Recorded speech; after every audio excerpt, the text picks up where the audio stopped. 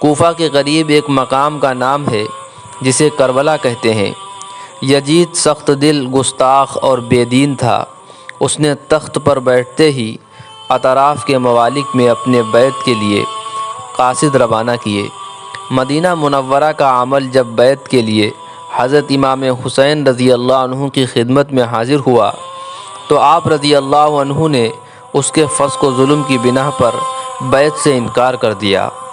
امام حسین رضی اللہ عنہ نے اپنی جان کو خطرے میں ڈال دیا اور بیعت سے انکار کر دیا، اور اس رات ہی آپ کو مدینہ منورہ سے مکہ منتقل ہونا پڑا۔ مدینہ سے ہجرت کرنا آپ کے لیے غم کا باعث تھا۔ یزید کی بیعت صرف اہل شام تک تھی جہاں اس کا تخت تھا۔ اہل کوفہ حضرت امام حسین رضی اللہ عنہ کو اپنے یہاں آنے کے لیے درخواستیں بھیج رہے تھے، لیکن امام حسین رضی اللہ عنہ نے صاف انکار کر دیا۔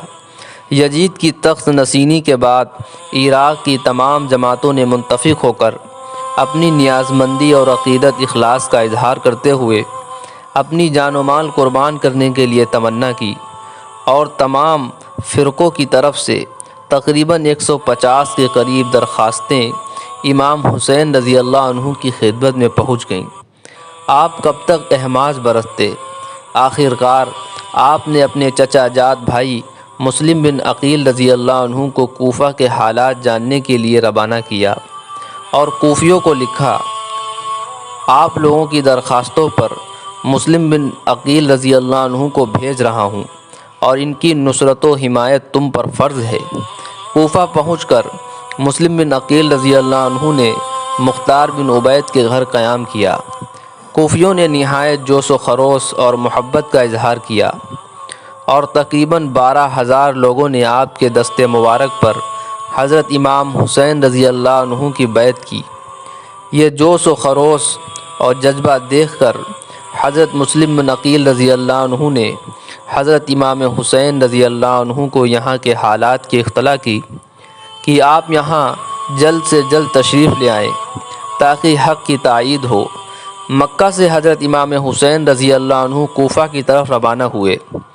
صحابہ کرام رضی اللہ عنہ اس سفر کو ملتوی کرنے کے لیے اصرار کرتے رہے، مگر کوفیوں کے اصرار کو رد کرنا اور دل چکنی کرنا آپ رضی اللہ عنہ کو گوارا نہ ہوا۔ کل 72 آدمیوں کے ساتھ عراق کا سفر اختیار کیا، جس میں 32 گھڑ سوار، 40 پیدل چلنے والے تھے۔ ادھر مسلم بن عقیل رضی اللہ عنہ کو شہید کر دیا گیا تھا۔ یہ خبر حضرت امام حسین رضی اللہ عنہ کو مل چکی تھی۔ جب آپ کا لشکر کوفہ کے قریب پہنچا تو یہاں حرب بن زید رہائی 1000 افراد کے ساتھ آپ کو گرفتار کرنے کے لیے بھیجا گیا۔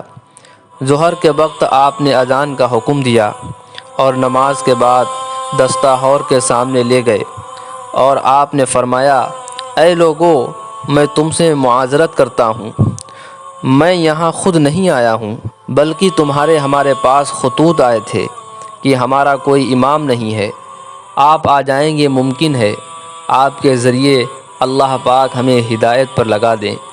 اگر تم لوگ اپنے عہد اور اپنے بیعت پر قائم ہو تو میں تمہارے شہر میں داخل ہوں، ورنہ میں یہیں سے واپس چلا جاؤں گا۔ حرب بن زید کے دل میں خاندان نبوت اور اہل بیت کی عظمت ضرور تھی، مگر وہ زیاد کے حکم کے ہاتھوں مجبور تھا، جس کی وجہ سے وہ اپنی بیعت پہ اڑا رہا، یہاں تک کہ امام حسین رضی اللہ عنہ کو کوفہ کی راہ سے ہٹا کر کربلا میں نزول فرمانا پڑا۔ آپ نے اس مقام کا نام دریافت کیا تو معلوم ہوا کہ اس مقام کو کربلا کہتے ہیں۔ حضرت امام حسین رضی اللہ عنہ کی خدمت میں ابن زیاد کا قاصد پہنچا، جس نے یزید کی بیعت طلب کی تھی۔ آپ نے قاصد کو جواب دیا کہ اس خط کا میرے پاس کوئی جواب نہیں۔ اس جواب سے ابن زیاد کا تیس اور زیادہ بڑھ گیا۔ اس نے مزید فوج مر بن سعد جو گورنر تھا اس کی سپہ سالاری میں روانہ کر دی۔ یہ تمام لوگ حضرت امام حسین رضی اللہ عنہ کی عظمت اور فضیلت کو اچھی طرح جانتے تھے۔ اس نے حضرت امام حسین رضی اللہ عنہ سے مقابلے کے لیے گریز کرنا چاہا، مگر ابن زیاد نے اسے مجبور کیا اور حکومت کے لالچ نے اسے آمادہ کر دیا۔ 72 آدمی، بچے سبھی شامل ہیں جو نہ جنگ کا ارادہ رکھتے ہیں، لیکن 22,000 کی فوج ان کے مقابلے کے لیے موجود ہے۔ ادھر بھوک اور پیاس سے سب بے تاب ہو گئے۔ 10 محرم تک یہی حجت رہی کہ امام حسین رضی اللہ عنہ بیعت کر لیں، مگر آپ نے مسلمانوں کی تباہی بربادی کو گوارا نہ کیا، اپنے گھر لٹانا اور خون بہانا منظور کر لیا۔ اسلام کی عزت میں فرق آئے، یہ آپ کو برداشت نہ تھا۔ اب امام حسین رضی اللہ عنہ کو یقین ہو گیا کہ مصلحت کی کوئی صورت باقی نہ رہی، نہ یہ لوگ شہر میں داخل ہونے دیتے ہیں، نہ واپس جانے دیتے ہیں، نہ ملک چھوڑنے دیتے ہیں۔ اس لیے جنگ کو روکنے کا کوئی طریقہ باقی نہ رہا اور جنگ کا نغارہ بجا دیا گیا، اور بہت ہی زبردست جنگ ہوئی۔ جب سارے جانثار شہید ہو گئے تو پیچھے اہل البیت رہ گئے۔ مسلم بن اوسط سب سے پہلے شہید ہوئے، جو امام صاحب کے قافلے میں پہلے شہید تھے۔ جب وہ گر رہے تھے تو کہہ رہے تھے، حسین کی حفاظت کرنا جب تک کہ سانسوں میں سانس باقی رہے۔ آپ کے لشکر میں دائیں طرف زہیر ابن القیم کے پاس چھوٹا جھنڈا تھا اور بائیں طرف حبیب بن مجاہر کے پاس جھنڈا تھا۔ درمیان میں آپ کے بھائی عباس بن علی، جن کے ہاتھ میں ایک بڑا جھنڈا تھا۔ 32 گھڑ سوار تھے اور 40 پیدل تھے۔ جب انہوں نے پہلا حملہ کیا تو 32 نے 3,000 کا منہ پیچھے کر دیا۔ تو ابن زیاد نے کہا، پہلے ان کے گھوڑوں کو مارو۔ تو 500 تیر اندازوں نے اکٹھے ان کے گھوڑوں پہ تیر چلائے، تو یہ سب کے سب گھوڑے گر گئے اور ختم ہو گئے۔ پھر سارے پیدل ہو گئے۔ جب نماز کا وقت آیا تو آپ نے اشارہ کیا، زہیر، یہ سمر سے کہو نماز پڑھنے دے۔ تو انہوں نے آگے ہو کر کہا، نماز کے لیے جنگ روکو۔ تو کوفی لشکر کا ایک سردار تھا، اس نے کہا، تمہاری تو نماز قبول ہی نہیں ہوتی۔ تو انہوں نے کہا، لعنت ہے تجھ پر، تیری نسلوں پر، جس گھر کے طفیل نماز ملی انہی کی نہیں ہوتی اور تمہاری ہوتی ہے۔ تو واپس آ کر کہنے لگے، وہ نماز کی اجازت نہیں دے رہے۔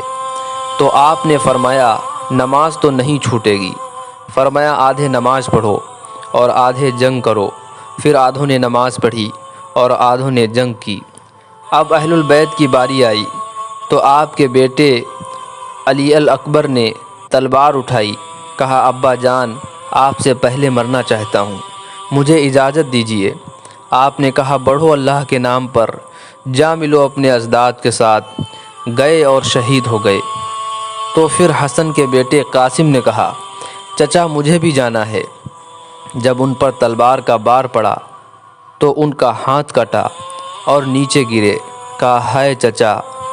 تو حضرت حسین رضی اللہ عنہ زخموں سے چور ہو چکے تھے، لیکن آپ زخمی شیر کی طرح جھپٹے، کائی کی طرح مجمع کو چیرا اور پہنچے، اٹھا کر سینے سے لگایا۔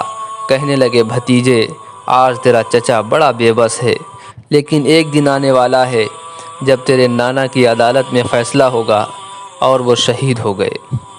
تو آپ جب اکیلے رہ گئے تو آپ نے کہا، عبداللہ کو بھیجو جو 2 سال کا بچہ ہے۔ آپ نے اپنے سینے سے لگایا۔ شامی لشکر سے بنو ابن الموکل نے تیر جو چلایا بچے کے حلق میں آ کر لگا، اور وہ 2 سال کا بچہ بھی شہید ہو گیا۔ آپ حسین رضی اللہ عنہ زخموں سے چور تھے تو سمر آیا، بدوقت کہنے لگا، کیوں نہیں قتل کرتے ہو؟ تو ابو زرع بن تمیمی نے پہلا بار سیدھا کیا، جس سے آپ ڈولے۔ تو سنان بن انس نے سینے پر نیزہ مارا، جس سے آپ گر گئے۔ تو سمر نے کہا، سر کاٹو۔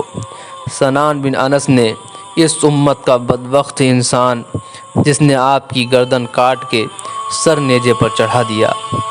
یہ کٹا ہوا سر ابن زیاد کے سامنے پیش کیا گیا تو اس نے منہ پہ چھڑی ماری، پھر چھڑی ماری اور کہنے لگا، میں نے ایسا حسن نہیں دیکھا کہ مر کے بھی چہرہ مسکراتا اور چمکتا ہو۔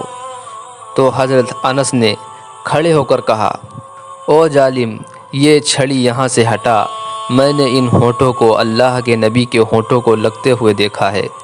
کہنے لگا اگر تو بوڑھا نہ ہوتا تو تیری گردن اڑا دیتا۔ پھر یہ سر یزید کے سامنے پیش کیا گیا، اس نے بھی چھڑی ماری تو زید ابن ارقم کھڑے ہو گئے۔ کہنے لگے ایسا نہ کر، میں نے ان ہونٹوں پہ نبی کے ہونٹوں کو لگتے ہوئے دیکھا ہے۔